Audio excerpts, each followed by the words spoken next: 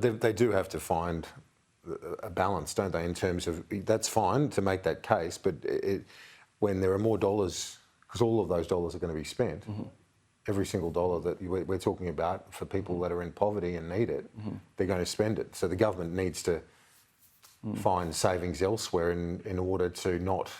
I mean, I'm not saying they can't do it without an inflationary impact. Of course they can, but they've got to take other measures, don't they, to provide that balance. Yeah, and this is the really tough thing. And people across the country know how tough budgets are at the moment. People are making really tough decisions, and to have a Labor government that wants to balance the budget off the back of the most vulnerable Australians.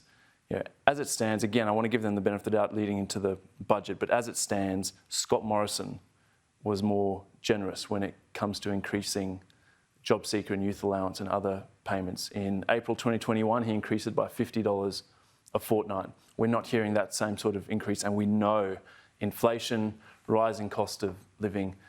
This is about looking after people in our communities, in our country. Is rent assistance a high priority for you as well, given that housing crisis the nation is facing off the back of it's not just the rate rises, but it's part of the story? I mean, rents are pretty ridiculous.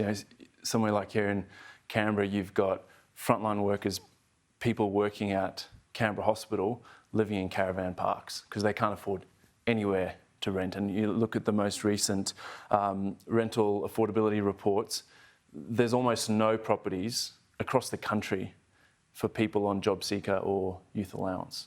So that needs to be part of it. But I think longer term, we're going to have a much franker, tougher discussion about housing in Australia. If the government does, and again, we go back to what the Treasurer said today, you need to look at the whole package. It sounds like it's not just JobSeeker, but the single parenting payment, rent assistance, likely from what we heard from the Treasurer, is certainly not ruling out. It sounds to me like he's going to move on that front as well. Do you need to see it in that totality as opposed to just saying simply, well, JobSeeker, that's too low, when those people are also getting supports via those other mechanisms?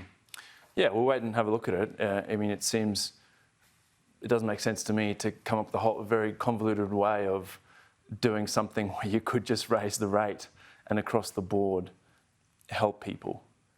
But we'll wait and see what's in there. The thing that I'm hearing, we've seen, I think it's 14 Labor MPs now break ranks and say this is something that's important.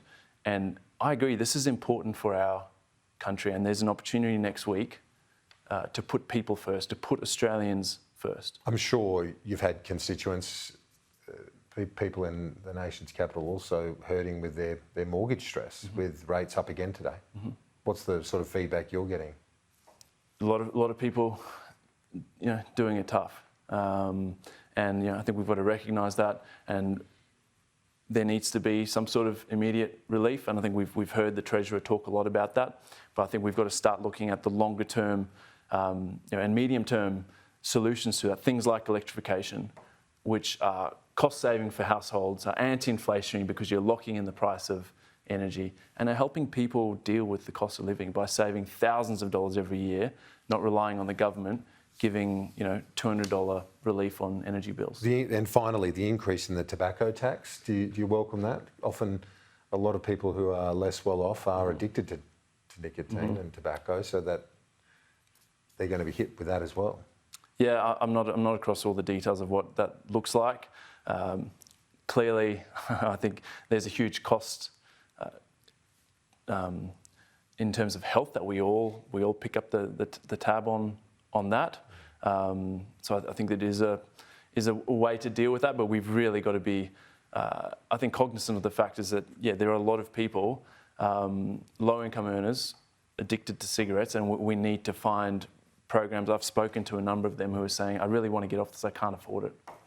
Independent Senator David Pocock. We'll see you next week during the budget. Thanks so much. Thanks, Kieran.